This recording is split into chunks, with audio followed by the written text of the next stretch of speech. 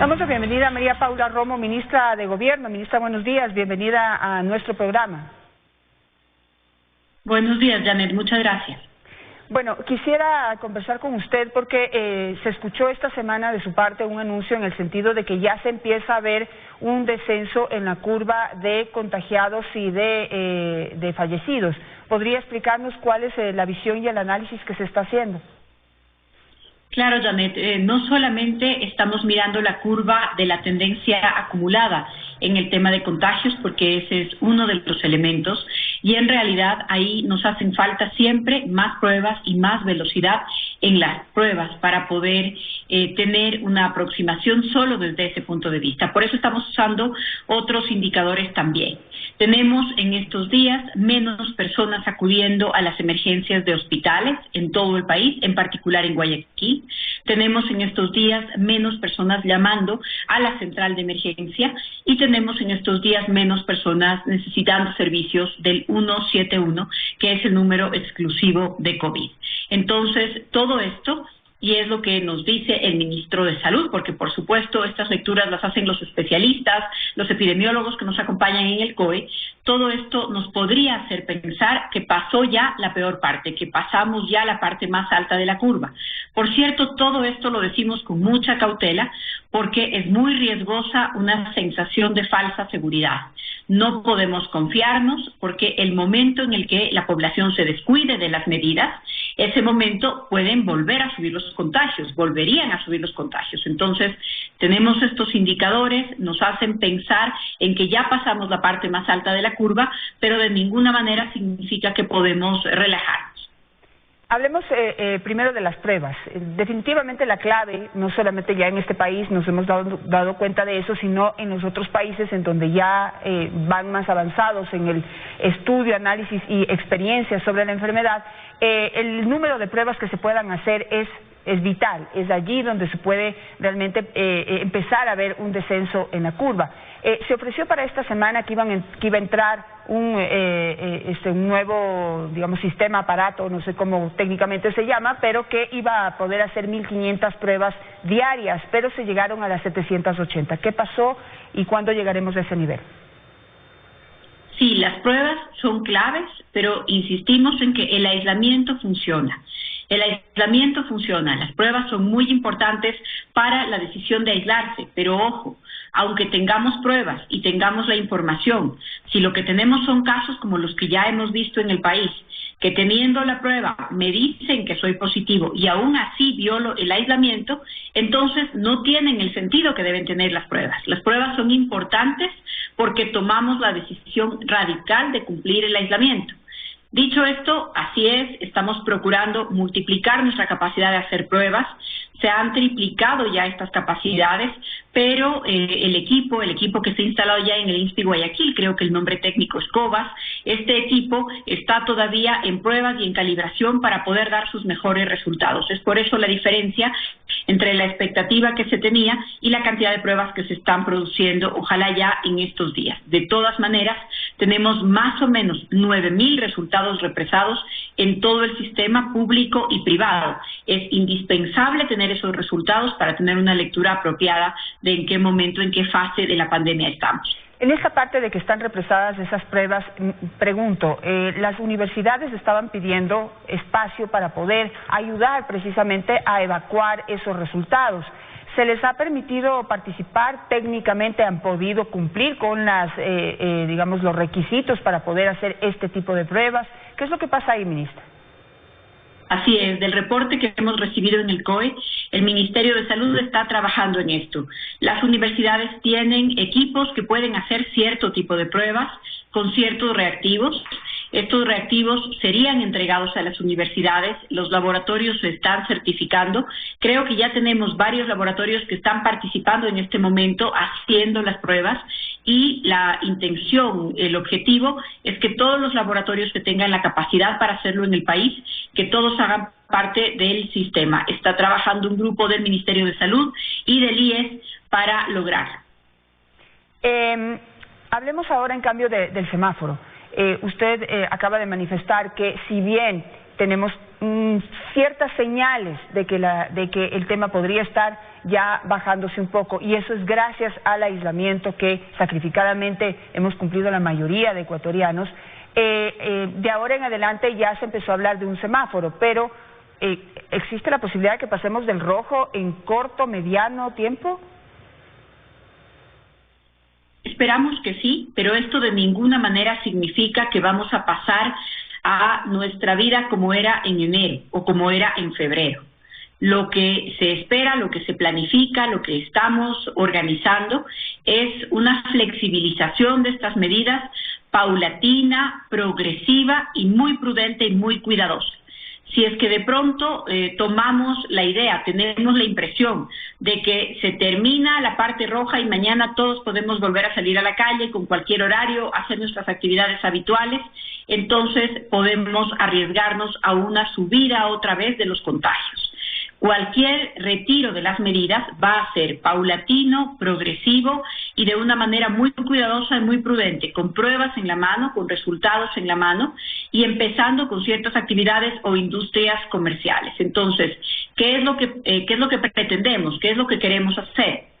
Primero, reconocer que los diferentes lugares del país están en diferentes fases de contagio, que la realidad no es la misma entre todos los cantones del país y que por lo tanto esta primera etapa, este primer mes, mañana ya cumplimos un mes de 17 a 17 y hoy estamos en el día 31 de aislamiento. Este primer mes ya es cumplir una primera fase importante de aislamiento para todo el país. La pregunta es, después de esta primera fase, ¿podemos diferenciar las medidas? La respuesta es sí, con coordinación, con las pruebas en la mano y de una manera prudente. Eso es lo que vamos a procurar hacer con esta idea de un semáforo, pero no significa que hay una especie de libre interpretación de las personas de tenga menor precaución o mayor precaución. No, significa que se aplican algunas reglas distintas. Probablemente las placas de circulación, probablemente los horarios del toque de queda, autorizar nuevas actividades que se están analizando, por ejemplo, la movilización de encomiendas es algo que se podría autorizar.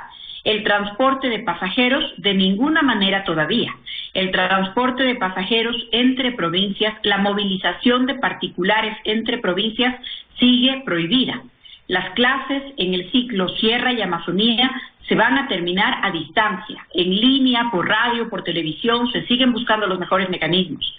En la costa se aplazó ya el inicio de clases a distancia y todavía se analiza si esa va a ser la fecha apropiada. Entonces, igual por muchos meses, eventos públicos, eventos masivos, me atrevo a decir meses antes de que podamos pensar en autorizaciones de ese tipo. Por eso será gradual, progresivo y tomadas las decisiones con prudencia y siguiendo los consejos de expertos.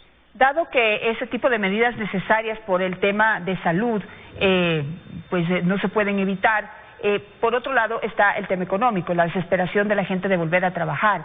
Y en ese sentido, pues estuve averiguando y en Alemania, por ejemplo, se está dando mucha más fuerza a estas pruebas que determinan si una persona ya pasó por la enfermedad, porque pues algo que se devela detrás del COVID-19 es que hay muchísimas personas que son portadoras del virus, pero son asintomáticas y que pues no se dan cuenta que están diseminando el virus, pero en todo caso ya pudieron haber pasado la enfermedad. Entonces esas personas ya tienen algún grado de inmunidad, todavía no han podido decir si es que se puede repetir o no la enfermedad o eso, pero digamos quedan inmunes y podrían volver a trabajar. Estamos pensando en activar tal vez esa estrategia de países del primer mundo, pero que aquí nos servirían también.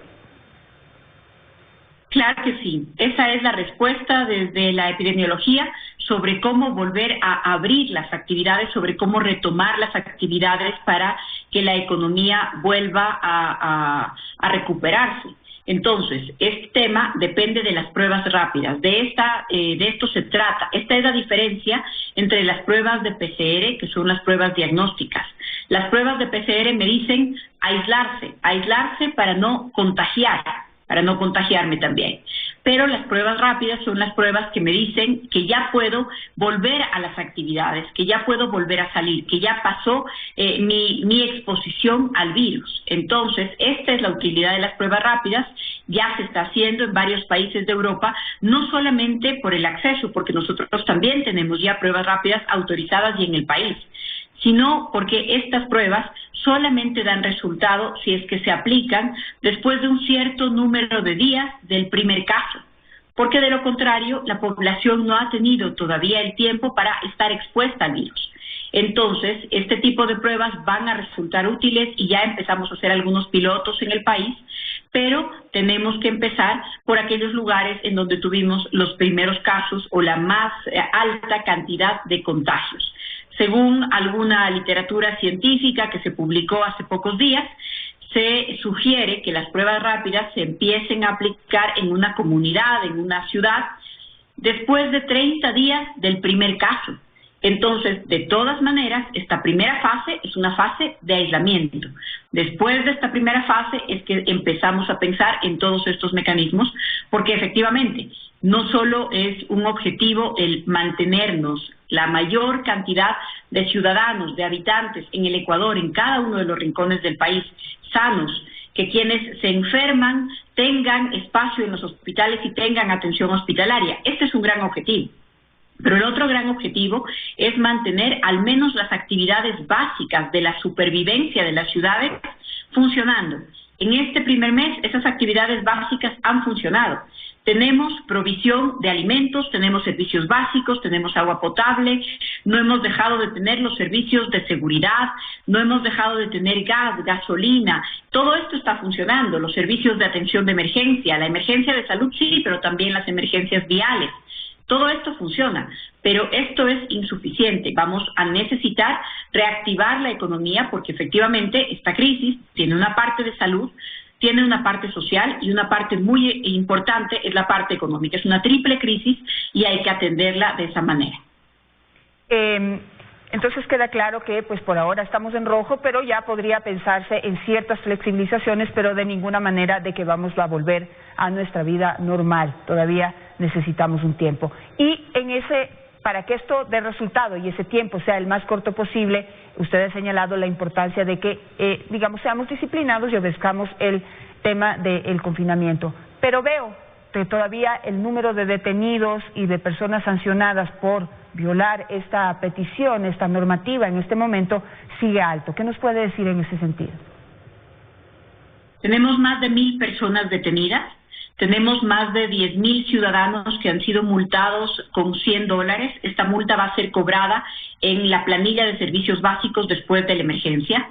Tenemos más de 400 ciudadanos multados con un salario básico unificado. Tenemos más de 5,000 conductores sancionados desde el punto de vista de la infracción de tránsito, que es la circulación del automóvil en el momento en el que no está permitida. Y desde la semana pasada también se está aplicando la sanción de la retención del automóvil. Se están retirando los automóviles con multas muy altas que dependen de la autoridad de movilidad de cada lugar. En muchos cantones del país, las autoridades en movilidad son los municipios que están aplicando también esta sanción. Las sanciones son las más variadas. Tenemos sanciones de cárcel incluso con sentencias ya dictadas en procedimientos abreviados. Tenemos sentencias de 4 meses de cárcel para algunas infracciones. Tenemos una sentencia que se dictó por 1 año de cárcel. Aquí yo quiero subrayar, la justicia sigue funcionando.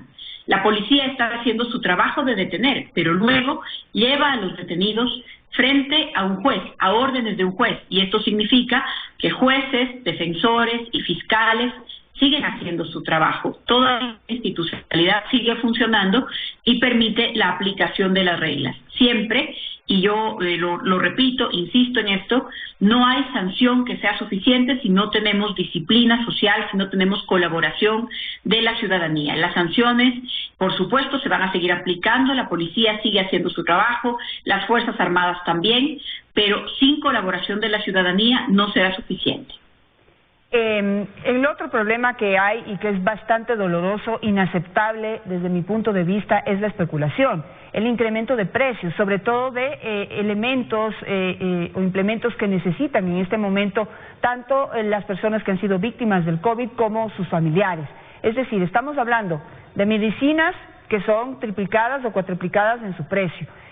ataúdes, alimentos, el agua. Por ejemplo, me notificaron hoy, ministra, que en los sectores populares de la ciudad de Guayaquil, aquellos sectores que son denominados como invasiones, como ilegales, previamente compraban el agua en un valor y ahora tienen que pagar el triple. No quiero decir valores porque pues es una información que la recibí esta mañana y no la he verificado todavía, pero sí siento la desesperación y la verdad en esa desesperación de las personas que necesitan esa agua y se está abusando de la necesidad en este momento.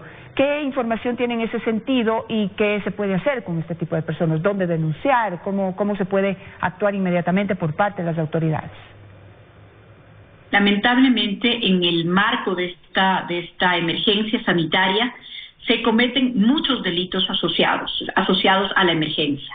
Especular con el precio de las medicinas, de los productos de primera necesidad, especular con el precio de los tanques de oxígeno, triplicar, cuadriplicar el precio de las válvulas para los tanques de oxígeno, estafas en donde, por ejemplo, había una estafa dirigida a ciudadanos venezolanos y les ofrecían vuelos de regreso a su país por $20 y muchas personas las estaban pagando, estafas en donde se mentía sobre la entrega de cantidades de dinero que no se ajusta a la verdadera política que sí está desarrollando el gobierno y todo este tipo de especulación.